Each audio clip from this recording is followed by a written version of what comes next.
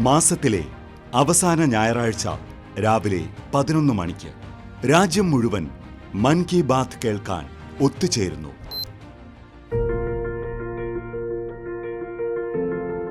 मेरे प्यारे देशवासियों, नमस्कार। मन की बात में आप सबका स्वागत है.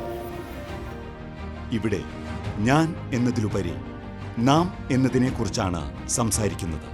കൂട്ടായ്മയുടെ ശക്തിയോടെ മോദിജിയോടൊപ്പം രാജ്യത്തിൻ്റെ സംവാദം, ജനങ്ങളുമായുള്ള നേരിട്ടുള്ള ബന്ധം. കോടിക്കണക്കിന് ഹൃദയങ്ങൾ ഒന്നിക്കുന്നു.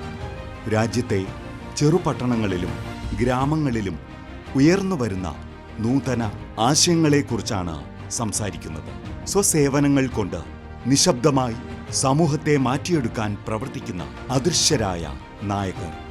ഭാഷയും പാരമ്പര്യവും ശാസ്ത്രവും പൈതൃകവും.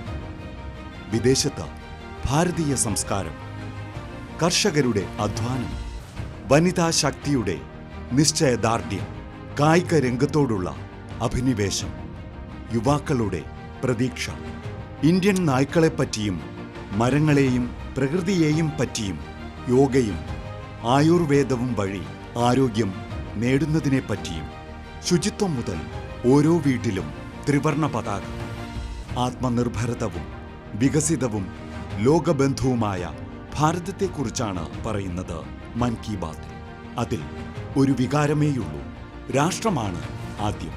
ഇവിടെ ഓരോ കഥയും മറ്റൊരാൾക്ക് പ്രചോദനമാകുന്നു. ഇത് രാജ്യത്തിലെ എല്ലാവരുടെയും മനസ്സിലെ കാര്യങ്ങളാണ്. मेरे लिए मन की बात ये एक कार्यक्रम नहीं है. मेरे लिए एक आस्था, पूजा, व्रत है. അതുകൊണ്ടാണല്ലോ ഈ കാത്തിരിപ്പ്.